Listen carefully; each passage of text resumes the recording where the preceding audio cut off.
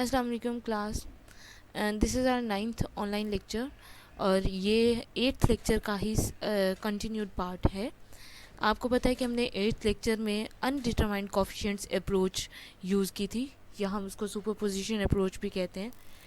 Actually इसमें हमने किया क्या था, हम क्या करते थे, कोई भी हायर ऑर्डर डिफरेंशियल इक्वेशन हमारे पास होती थी, हमें उसका या जनरल सोल्यूशन फाइंड करना होता था, या कॉम्प्लीमेंट्री सोल्यूशन फाइंड करना होता था, या उसका हमें पर्टिकुलर सोल्यूशन फाइंड करना होता था। उसमें हमने ये काम हमने उससे पहले लेक्चर्स में भी किया, लेकिन इसमें क्या था कि हम अनडिटरमाइंड कोफिशिएंट्स अप्रोच यूज़ कर रहे थे, which is also called superposition approach. उसमें हम करते क्या थे, कोई भी हमारे पास जो डिफरेंशियल इक्वेशन जो दी गई है, या कोई भी क्वेश्चन जो हमें दिया गया है, हम उस क्वेश्चन को देखते थे, और जो उसमें जी ऑफ एक्स होता था राइट हैंड साइड पे फंक्शन, उस राइट हैंड साइड फंक्शन को हम एग्जामिन करते थे और देखते थे कि उसमें किस किस टाइप के फंक्शन है। क्या उसमें एक फंक्शन है वो लीनियर पोलिनोमियल है, क्वाड्रेटिक पोलिनोमियल है, या वो एक्सपोनेंशियल है, या वो साइन कोसाइन कौन किस टाइप का फंक्शन है, या वो sine cosine with x product है। तो हम पहले उसको ऑब्जर्व करते थे कि वो फंक्शन किस टाइप का है, G of X, and G of X is the right hand side of the given differential equation. आपको पता है लेफ्ट हैंड साइड पे तो हमारे पास डिफरेंशियल पार्ट होता है, और जो राइट हैंड साइड पे कोई सा भी फंक्शन होता है तो वो हमारे पास, उसको हम जी ऑफ एक्स कहते हैं। उसको हम ऑब्जर्व कर लेते थे, ओके हमें पता चल जाता था कि ये इस टाइप का है, लीनियर पोलिनोमियल है, क्वाड्रेटिक पोलिनोमियल है, या एक्सपोनेंशियल है, जो भी है। हम उसकी बेस पे एक वाई पी सोल्यूशन, अगर हमें जनरल सोल्यूशन या पर्टिकुलर सोल्यूशन फाइंड करना होता था, तो हम उसकी बेस पे एक वाई पी को एज्यूम करते थे। हम उस एज्यूम करते थे कि वो वाई पी जो हम उस जी ऑफ एक्स को देखते हुए बना रहे हैं, वो उस इक्वेशन को सेटिस्फाई करेगा, गिवन डिफरेंशियल इक्वेशन को।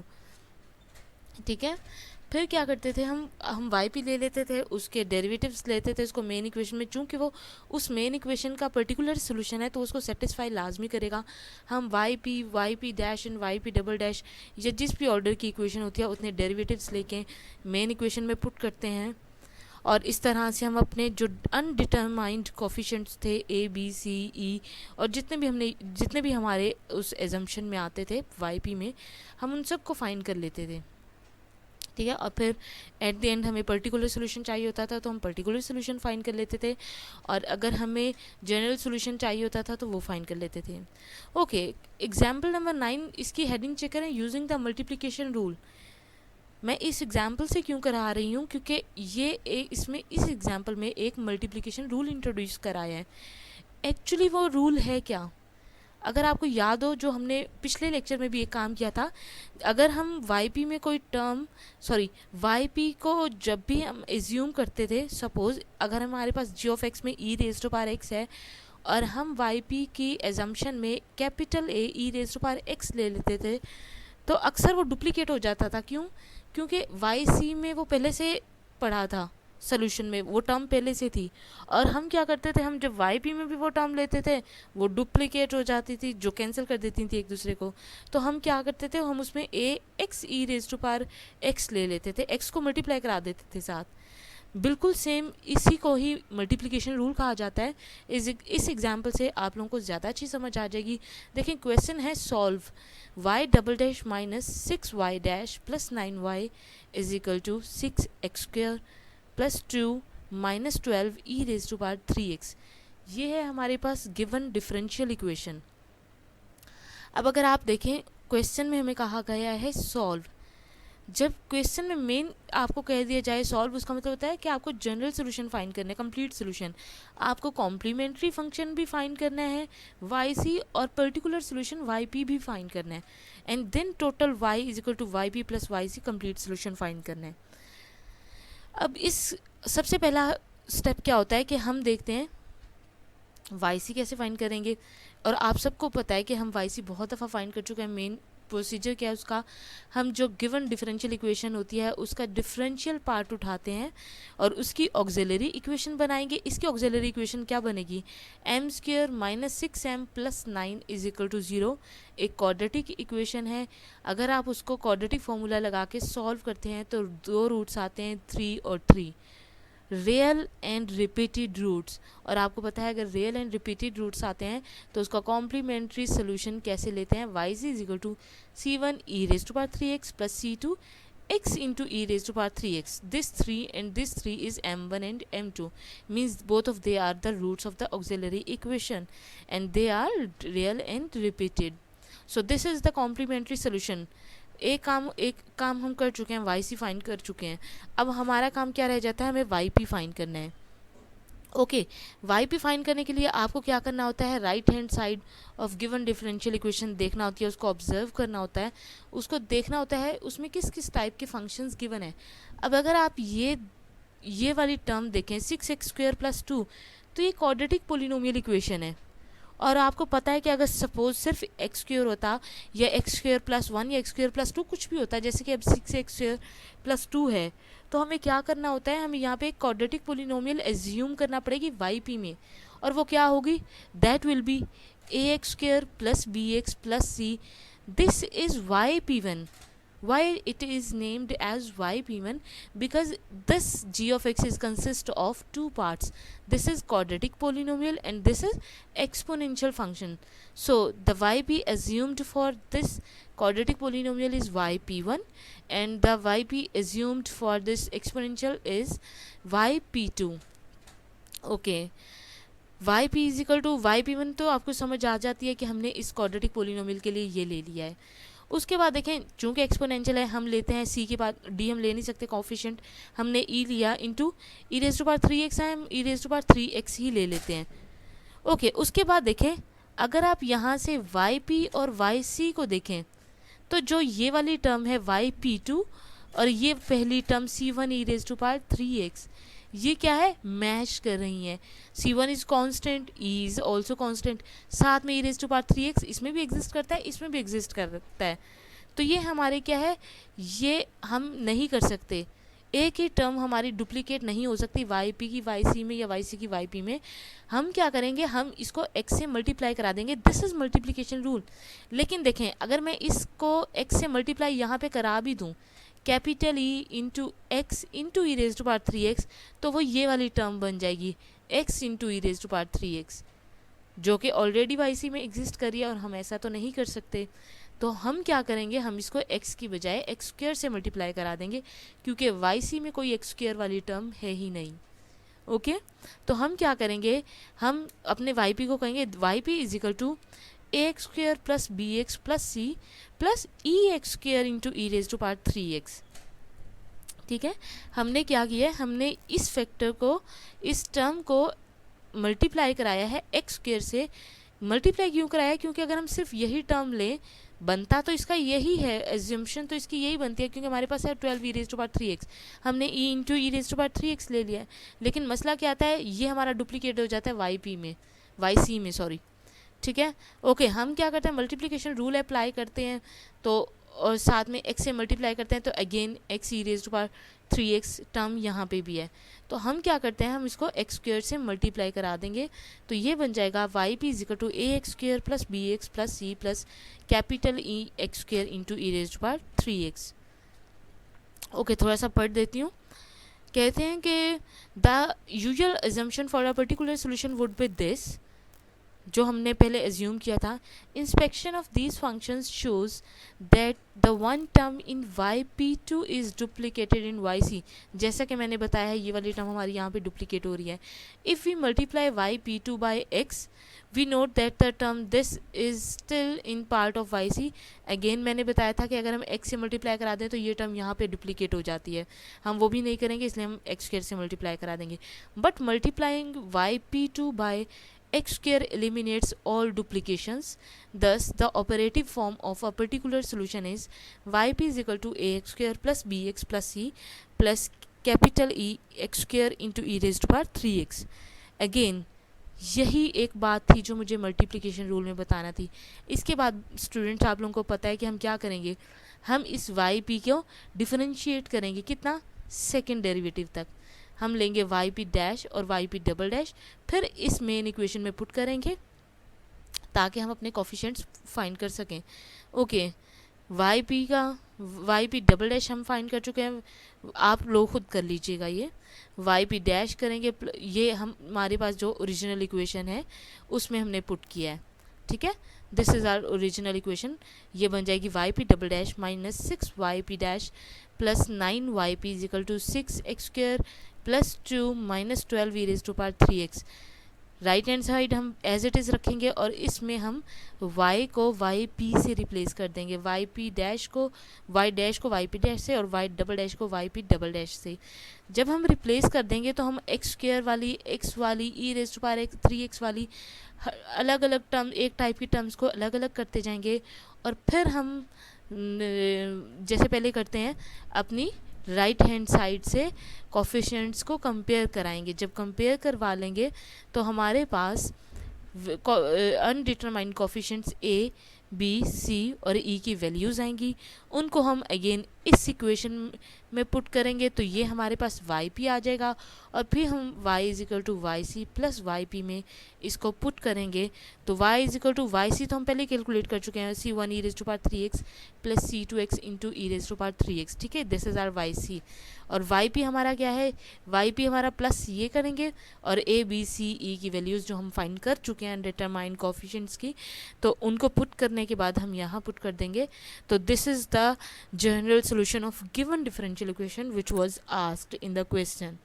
तो स्टूडेंट्स आप लोगों को समझ आ गई है कि अगर आप लोगों को मेंशन कर दिया जाए कि apply multiplication rule for this differential equation and find the general solution or find the particular solution for the following differential equation, तो आपको पता होना चाहिए कि इस differential equation में लाजमी कोई ना कोई टर्म डुप्लीकेट हो रही होगी वाई पी की जो वाई सी में पहले से एग्जिस्ट कर रही होगी। और अगर वाई पी में कोई भी ऐसी एजम्पशन करते हुए हमारे पास टर्म आ जाए, हम एजम्पशन ठीक कर रहे होंगे लेकिन वो टर्म वाई सी में डुप्लीकेट हो रही होगी तो हम उसको किसी x से, किसी x² से या x³ से मल्टीप्लाई करा देंगे ताकि टर्म्स की डुप्लीकेशन ख़त्म हो जाए और हमारा वाई पी भी सूट करे डिफरेंशियल इक्वेशन को। तो क्लास ये थी हमारे पास एग्जाम्पल नंबर 9। अब हम चलते हैं एग्जाम्पल नंबर 10 पे। ओके क्लास, तो अब हम एग्जाम्पल 10 की तरफ आते हैं। एग्जाम्पल 10 है हमारी third order differential equation. Case 1 है। केस 1 क्यों कह रहे हैं, क्योंकि हमारे पास जो g ऑफ x है वो e⁻x cos x है, कोई और भी टाइप का हो सकता है, ठीक है। तो हम किसी भी टाइप के केसेस को डिस्कस कर सकते हैं। Okay, this is third order differential equation. कैसे third order, this is y triple dash means d3y/dx³। Third order derivative है, हाईएस्ट ऑर्डर थर्ड है, so this is third order differential equation. Okay, plus y double dash is equal to e⁻x into cos x। Question में हमसे पूछा क्या गया है, हमें कहा गया है solve means we have to find the general solution of the following differential equation. Again general solution हमें फाइंड करना है इस इक्वेशन का, तो डेफिनेटली हमें वाई सी भी फाइंड करना है और हमें वाई पी भी फाइंड करना है to solve the following equation. So सबसे पहले हमें स्टेप्स याद हो गए हैं। सबसे पहले अगर हमें वाई सी फाइंड करना है तो हम ऑक्सिलरी इक्वेशन बना देंगे। ऑक्सिलरी इक्वेशन क्या होती है, हमारे डिफरेंशियल पार्ट को में डेरिवेटिव पार्ट, डिफरेंशियल पार्ट्स को m से रिप्लेस करें और उस इक्वेशन के रूट्स फाइंड कर लें। Okay, this is third order, this is m³ plus y double dash this is m² is equal to 0। m² को हम कॉमन ले लें तो m² इंटू m+1 बच जाएगा, तो m² is equal to 0, also m+1 is equal to 0, तो 0 m1 m2 हमारे पास आएंगे 0 और m3 थर्ड रूट हमारे पास आ जाएगा -1, ठीक है। तो आपको पता है कॉम्प्लीमेंट्री सोल्यूशन हमारे लिए पास रिपीटेड रूट्स के लिए क्या होता है और डिस्टिंक्ट रूट्स के लिए क्या होता है। So y c is equal to c1 e⁻0x because this root is 0. Again c2x into e⁻0x. This part is for repeated roots 0 0 and this is for distinct and real root -1, c3 e⁻x. So the complementary function or complementary solution of this equation is yc is equal to c1 plus C2x plus C3 into e raise to power minus x. Okay, ये जो portion हमने देखा है इसमें हम क्या करते हैं, इसमें हम सिर्फ अभी कॉम्प्लीमेंट्री सोल्यूशन फाइंड किया है हमने। y is equal to Y C plus Y P is the total task assign to us और which was asked to us, लेकिन अभी हमने सिर्फ वाई सी फाइंड किया है और अब हम वाई पी फाइंड करेंगे। और आपको पता है कि जिस टाइप की डिफरेंशियल इक्वेशन में हम अप्रोच यूज़ कर रहे हैं अनडिटरमाइंड कोफिशिएंट अप्रोच, तो हमें पहले right hand side this g of x को ऑब्जर्व करना होगा कि ये किस टाइप का फंक्शन है। ओके, तो ये जी ऑफ एक्स हमारे पास क्या है, E raise to power x into cos x. तो आपको पता है अगर आप टेबल देखें तो टेबल की एंट्री नंबर जो 10 है वो इसी तरह का एक फंक्शन है। तो E raise to power x into cos X का हमारा है जी ऑफ एक्स। सो हम इसको क्या लेंगे, मैंने बताया था कि अगर आपके पास कॉज एक्स या साइन एक्स की कोई भी टर्म आ जाए तो हम जब उसको वाई पी को एज्यूम करेंगे तो हम उसमें कॉज और साइन दोनों लेते हैं, क्योंकि आपको पता है जब हम उसको डिफ्रेंशिएट करते हैं तो कॉज साइन, साइन कॉज, हर टर्म दोनों टर्म्स आती हैं। तो हम वाई पी लेंगे capital A e x cos x plus capital B e x into sine x. अब आप देख भी सकते हैं जो हमने एज्यूम किया है ऐसी कोई भी टर्म वाई सी में डुप्लीकेट नहीं हो रही, ठीक है। तो हम इस अपनी एजम्पशन यही रखेंगे, ठीक है। अब हम क्या करेंगे, जब हम वाई पी एज्यूम कर लेते हैं, वाई पी को एज्यूम करने के बाद हम उसको देखते हैं कि डिफरेंशियल इक्वेशन में चूंकि वाई पी पर्टिकुलर सोल्यूशन है इस डिफरेंशियल इक्वेशन का, तो this y p should satisfy the following equation, ठीक है। तो हम क्या करेंगे, वाई पी है तो यहाँ पे है y triple dash plus y double dash, तो हम इसको चूंकि सेटिस्फाई करेगा सोल्यूशन है तो हम कहेंगे y p triple dash plus Y p double dash is equal to e x cos x. तो हमें वाई पी डैश चाहिए है, वाई पी डबल डैश उससे लेंगे, वाई पी ट्रिपल डैश उससे लेंगे और फिर इस इक्वेशन में हम पुट कर देंगे। आप लोग खुद सॉल्व कर लीजिएगा, जब सॉल्व कर लेंगे तो हमारी ये वाली टर्म बनेगी after taking common e raise to power x cos x common लेंगे तो माइनस 2a प्लस 4 भी बनेगा। Okay, e raise to power x sine x common लेंगे तो माइनस 4a माइनस 2 भी बनेगा which is equal to e raise to power x into cos x. So e raised to power cos x and e raised to power cos x comparing the coefficient minus 2a plus 4b is equal to 1। इधर coefficient इसका क्या है हमारे पास 1, जबकि e raised to power x into sine x की कोई term यहाँ नहीं है तो ये इसका कोफिशिएंट 0 हो जाएगा। Minus 4a minus 2b is equal to 0। दो ही हमारे पास अनडिटरमाइंड कोफिशिएंट्स हैं, दो ही इक्वेशन है। You can solve simultaneously or by any method and you can find a and b value, which is a is minus 1 by 10 and b is 1 by 5. So put in the particular solution here these two values. After putting a and b we will have general solution y is equal to yc plus yp. We already calculated yc in the first step and now we have calculated yp with the undetermined values. So by putting the a and b value over here you can have complete solution. So this is how we can solve higher order differential equation by undetermined coefficients approach. The same way we are going for example number 11. Let's see, move towards example number 11. Okay, example number 11 में आप देखें हमारे पास fourth order differential equation है। Okay, fourth order differential equation कहा क्या गया है, determine the form of a particular solution of y4 plus y triple dash is equal to 1 minus x square e raise to power minus x. अगर आप गौर करें तो हमें इस सवाल में कुछ भी नहीं करना, हमें जस्ट कहा गया है determine the form of a particular solution. आपको सिर्फ वाई पी एज्यूम करके देना है, हमें ना वाई सी फाइंड करना है, ना वाई पी, ना वाई फाइंड करना है, ना हमें सिर्फ जो वाई पी हम एज्यूम करते हैं correct form of that Y P हमें वो एज्यूम करना है। Because in this example they are checking whether we know how to assume Y P correct in a correct way और we don't know. So this is okay, why we are finding yc here। क्या आपको पता है कि हम यहाँ पे yc find क्यों कर रहे हैं, हालांकि हमें तो सिर्फ पर्टिकुलर सोल्यूशन फाइंड करना है। yc हम इसलिए फाइंड कर रहे हैं ताकि वाई सी जब आ जाएगा और उसके बाद हम वाई पी जब एज्यूम कर रहे होंगे तो देख लें कहीं वाई पी की कोई टर्म वाई सी में डुप्लीकेट तो नहीं हो रही। अगर हो रही हुई तो हम उस पर अगेन मल्टीप्लिकेशन रूल लगा के और उसको चेंज कर देंगे। चलें, अगेन उसमें वाई सी फाइंड करना है तो हमें ऑक्सिलरी इक्वेशन बनानी होगी। ऑक्सिलरी इक्वेशन क्या होगी, लेफ्ट हैंड साइड पार्ट को हम डिफरेंशियल पार्ट को m से रिप्लेस कर दें, m raise to power 4 plus m raise to power 3 is equal to 0। So m raise to power 3 को हम कॉमन लें into m plus 1 is equal to 0। Okay, तो तीन रूट्स हमारे पास क्या हैं, तीन रूट्स हमारे पास m1 m2 m3 0 होंगे और एक रूट हमारे पास -1 होगा।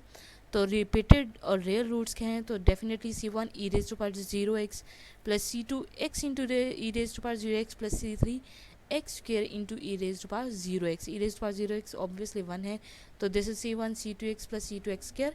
और ये हमारा जो फोर्थ रूट -1 है उसकी वजह से c4 e raise to power -6। Okay class, तो these are the four roots। So okay, ये जो हमने चार रूट्स लिए थे, 3 0 रिपीटेड थे और एक -1 आया था, ठीक है। उसकी वजह से जो हमारा कॉम्प्लीमेंट्री सोल्यूशन बना था वो ये है। अब हमें क्या करना है, चूँकि हमें पर्टिकुलर सोल्यूशन फाइंड करना है तो हम अब एज्यूम करते हैं कि हमारा पर्टिकुलर सोल्यूशन किस तरह का होगा। उसके लिए मैं अपने राइट साइड पे जो फंक्शन g ऑफ x है उसको चेक करना है। पहली टर्म देखें वो है कांस्टेंट, तो उस कांस्टेंट के लिए हम ले लेते हैं a, उसको हमने कहते हैं दिस इज़ yp1। दूसरी है x square e raise to power -6, अगर हम इसको ले लेंगे b x square e raise to power -6, again x square है तो हम plus c x E raise to power -6 plus e into e raise to power -6 तक हम जाएंगे। एक्स स्क्वेयर एक्स और कांस्टेंट यहाँ तक जाएंगे, this is our y p 2। अब हम देखते हैं क्या हमारे वाई पी की कोई ऐसी टर्म तो नहीं है जो पहले से वाई सी में एग्जिस्ट करती हो, जिस डुप्लीकेट कर रही हो। We see that the duplications between y c and y p are eliminated. Okay, अगर वाई सी देखें, वाई सी में पहला कांस्टेंट, पहली टर्म है c1 कांस्टेंट है और वाई पी में हमारी पहली टर्म है a, जो इस 1 की वजह से हमें लेना पड़ी। तो क्या है, दोनों डुप्लीकेट हो रही हैं, हम इसको x से मल्टीप्लाई करा देंगे, ठीक है। जब x से मल्टीप्लाई कराते हैं कांस्टेंट इंटू एक्स, तो वो भी हमारे पास वाई सी में है। एक्स स्क्वेयर से मल्टीप्लाई कराएं तो वो भी यहाँ पे है, इसलिए हम यहाँ पे एक्स क्यूब से मल्टीप्लाई कराएंगे कांस्टेंट को, ताकि वाई सी से डुप्लीकेट ना हो हमारी टर्म। बाकी b x square e raise power -6 ऐसी कोई टर्म यहाँ नहीं है, सी एक्स ई रेज पावर -6 ये भी टर्म नहीं है, e into e minus x एक टर्म है हमारे पास, वो c4 e raise to power -6 duplicate हो रही है e capital E raise to power -6 से। सो हम इसको x से मल्टीप्लाई कराएंगे तो पूरे yp2 को भी x से मल्टीप्लाई कराएंगे।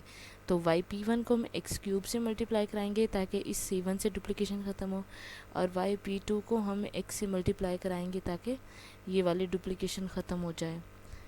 ओके, ये है हमारा assumed yp which is ax cube plus bx cube e raised to power -6 plus cx square e power -6 into ex -x. So this is the particular solution for this differential equation.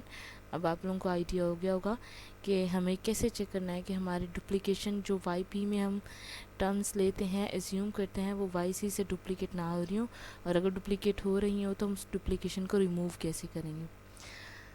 Okay class, ये था हमारा 4th chapter. Next lecture से हम शुरू करेंगे power series. Thank you.